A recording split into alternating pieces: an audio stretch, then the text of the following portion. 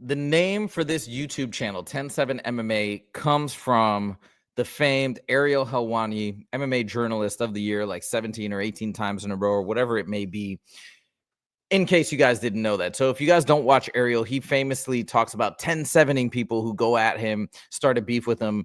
And it's true. On the mic, Ariel's not somebody you want to mess with. He keeps receipts. He's very methodical and logical in his responses to people when they come at him, especially when they come at him with bad information or incorrect information, etc. So he has famously had many of these online beefs where he has, I think, legitimately gotten quote unquote 10-7 victories. One, he had obviously the very famous one back and forth with Brendan Schaub. He's been beefing back and forth with Michael Bisping and rolled into many other people along the way, right? Jamal Hill. He's had beef with all sorts of people, and it makes the sport fun. It's exciting. I love covering the beefs. I'm sorry. It's a little drama nonsense that some people might call frivolous or irrelevant to the sport, but for me, I find it fun. I find it exciting, and I like the fact that we've got the main journalist in the sport willing to stick up for himself. It makes it exciting. So anyways, I'm here to cover the next chapter in one of his online beefs, tangentially related to Michael Bisping, but this is with Carl Froch. Carl Froch, if you guys don't know, in the world of mixed martial arts, he's a boxer, retired, I think he said, for some time now. I literally don't know anything about the guy other than his beef with Ariel Helwani, and other than him and Michael Bisping said some negative things about Ariel when Carl Froch was on Bisping's show, or vice versa. But anyways, one thing about Carl Froch that you may know is that he's called out Jake Paul. I guess he's spoken negatively about Jake Paul in the media. I don't know the exact details. Again, I don't really know who Carl Froch is because I'm not a boxing enthusiast. But this is so awesome. So Ariel has Jake Paul on his show earlier this week, and they bring up Carl Froch in the interview, and they start throwing some jabs at each other. Carl Froch then sees this video and responds. I'm going to show you that video. And then Ariel kind of indirectly responds to it. Anyways, it's a whole back and forth. It's a really fun drama building kind of saga. So anyways, I am here to cover it. This is where it begins with Ariel throwing some jabs in Carl Froch's direction. Check this out. Okay. There's one guy who keeps saying he doesn't want to fight you, but I think would actually sell his soul to fight you. He says that he would donate the purse to charity, but doesn't actually have the charity in mind, never says the charity. He says he'll fight you with one hand behind his back. I think that's how much he wants to fight you. He once sold 80,000 tickets to a fight in Wembley. He's a big deal here in America. He fought at the Avalon Theater in front of, I think, 50 to 60 people. You're familiar with the Cobra? No. Who? Ariel's so good at just throwing these very subtle jabs with that sly smile on his face. I'm telling you, you don't want to get into an online beef with Ariel. He is very dangerous. Okay, check this out. Hey, they continue. It's so funny. Carl Froch? Oh, this fucking guy, bro. Does he pay you guys to like bring him up? No, he hates me. We're involved in a huge feud because he thinks that I don't know who like he is really. I know he used to be a decent fighter, I guess, but I swear he's paying the media or something to. He ain't paying me. In fact, this is how I get it both ways. He thinks that you're paying me.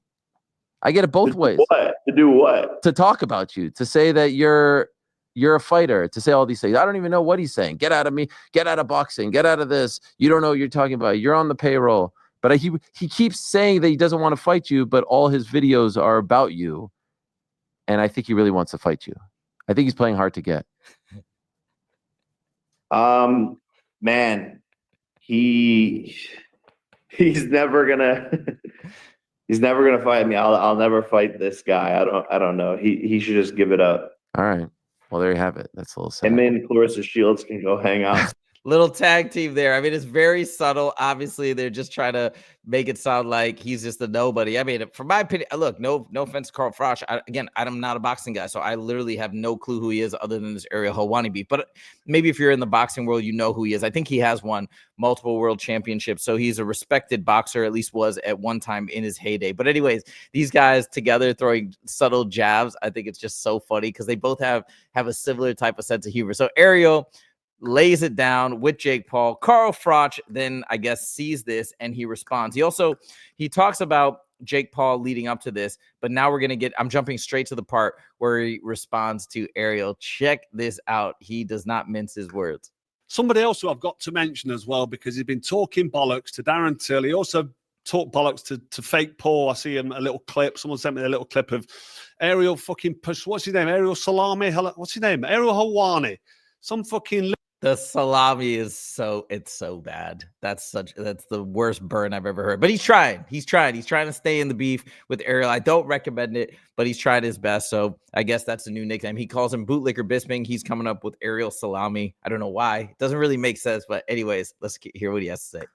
Little skinny pissant gimp who's trying to get into the boxing world. He ain't got a fucking clue about boxing. He's in MMA, and everyone in MMA writes him off. Michael Bisping did warn me about him and say, don't give him his minute of fame, because that's what he wants. He's a total dickhead. He's definitely up there as well. See, I don't think about him. I was thinking about fighters. All he does is try and manufacture beef with other fighters, so it makes him look good and it keeps him current. All he does is hate on the UFC. That's like his whole MO. Yeah. He's a journalist that covers the sport, and he's not even worth my breath, because he'll see this and be like, oh, and he'll go and make an hour-long video out of it. Yeah, you know true. what I mean? And like, oh my God, it's like, you're a bit of relevance. But I just got to tell him. So let me just stick up for Ariel a little bit. He's saying all he does is hate on the UFC. All he does is trying to manufacture beefs. Look, those are two things that he's been accused of, and two things that he does, but he doesn't do. It's not all the time. Is he a little bit? And he might even disagree with saying he hates on the UFC, but he is willing to shed negative light, let's say, on the UFC, and especially Dana White, because he doesn't have a great relationship with them. He also, in his defense, is trying to somewhat be an objective journalist. And nobody can be perfectly objective. I've made videos about this before, and it is what it is. But it's obviously an unfair slant to describe Ariel as just purely manufacturing beefs and not being connected to the UFC or to mixed martial arts. The guy loves combat sports. His whole show is about combat sports, also with some wrestling in there, but we have to give credit where credit's due. That's just an unfair characterization. But anyways, Carl Froch goes on. Let's hear the rest of this rant. It's pretty funny. We've got to say, listen, Salami, I've got to say to you, I'm coming to New York soon. Let's see if you show the same energy that you show in Fake Paul and Darren Till when you meet me to my face, because I guarantee you'll be crying like a little bitch, like I've seen you cry before.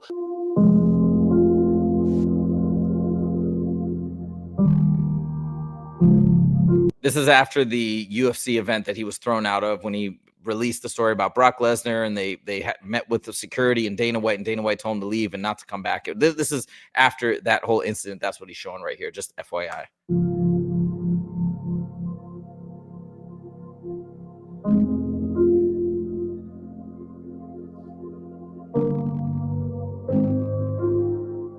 Just keep your fucking mouth shut. Keep my name out your mouth, because you're just making yourself look stupid. You're irrelevant in the boxing world, and you're trying to give yourself a name by talking about the Cobra. I'm not going to say any more about you. I do want to say quite a bit more, but I'm not going to. Helwani, you little pissant, go on. Fuck off. So that brings... Okay, so there's his little retort. Yeah, I do want to say, by the way, I don't understand this idea of, hey, keep that same energy when I'm in your face. You're going to cower and all this stuff. It's like, you're not actually going to go up and assault the guy. And if you do, that's assault. And I don't like, you're not going to do that, because it just, what are you really honestly going to do unless you're totally do not care about legal consequences and repercussions and having a financial liability to somebody that you injured? Because you're like, what do you mean keep that same energy? So he probably, like, honestly, you'll be in way more trouble if you actually assault him. So he knows you're probably not going to assault him. So why is that going to be so intimidating or so scary? Because 99% chance nothing's actually going to go down. I never really understand that. But I think Ariel's a really smart guy. He knows the same thing too. And it's very funny. I don't even think Ariel saw that clip. Maybe he did, maybe he didn't. But on the show, he essentially responded to Carl Froch being like, hey, when you see me in person, keep that same energy. We'll see if you still talk to me like that. Listen to what Ariel says right here. It's good. It's good. And then, by the way, let me give you the setup. They asked this really funny question on the show. They're like, all right, Ariel, you have the option to sit either between MMA Guru and who was the guy? Jamal Hill or something. Dana White and Ali Abdelaziz, Sean Strickland and Bryce Mitchell. Or the last option was Michael Bisping and Carl Froch on a plate. So all people that like Ariel has problems with. So it was really funny. They were going back and forth. And so now here Ariel chooses of the four, the two people that he'd like to sit in between on the plane. And it's an indirect response to exactly what Carl Froch was saying. Check this out. I think you'd want the Bisping and Froch smoke. Like you would entertain yourself with that. For Yeah, 7 I'll hours. sit right in there, and I'll sit right in that bitch, and we'll clear the air. As I was- we're 30,000 feet in the air, you can be like, you can see the curvature of the You earth. did go Yeah. through. You did have a. Oh, I thought So what he's referring to is they call him Flat Earth Froch. I guess he is one of the believers in the Flat Earth theory, same theory that Bryce Mitchell buys into. Apparently, Rampage Jackson also is a follower of this belief system. But anyway, so that's why he's joking. He's like, "Hey, we'll do it on the plane so you can point out the curvature of the Earth." That's so funny. Anyways, all right, let's keep going. thought you were gonna say you could see Wembley where you fought in front of. Oh, 50,000. But you did have a few months of. Remember that High Road Helwani where you were just settling beefs left, right, Yeah, and yeah, center. You were just walking lads down. yeah. That was. Those are the best. We need more. Come on, Ariel. You need to get out there and respond to Bisping. Finally, I've been waiting. I've been documenting this whole thing. This is the closest thing we get to a response. I think Ariel has now gotten sick of settling the beefs and handing out the 10-7. So he's laying back, even though Bisping multiple times, I've covered it multiple times, has come at Ariel and Ariel has not responded, which I'm very surprised by because usually he does like to respond, clear the air, especially when there's things that are being said about him that aren't exactly true. But for whatever reason, he's opting out for now. But here we do get a nice little subtle response to Carl Froch saying, "Hey, see me in person, keep that same energy." Yeah, we'll play a little bit more. Check this out.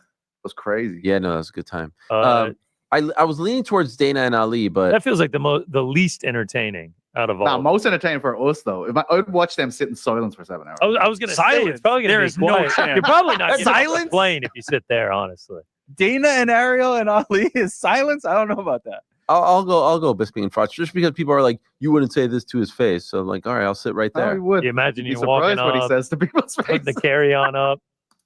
Boom, there it is. That is the response. So Carl Froch says, "Hey, let's see if you're going to actually come and say that to my face, or you're going to shell up and, whatever else he said, I guess." There's Ariel's response. He will say it to your face, apparently. The beef continues. We shall see who responds. Will Carl Froch see this and say anything? I don't know. I doubt it. I feel like it's too subtle to evoke another response, but we shall see. I'll keep covering it. Let's see if Bisping mentions Ariel again. Let's see if it finally pushes Ariel far enough where he finally responds with the hammer on his show. Let me know what you guys think in the comments. Are you guys also a fan? I feel kind of petty for covering this, but I gotta say I find it entertaining, especially with Ariel, who's such a wordsmith. I don't know. Do you guys also find it interesting? Let me know what you think in the comments. Thank you guys so much for joining. We'll see you in the next video. Take it easy.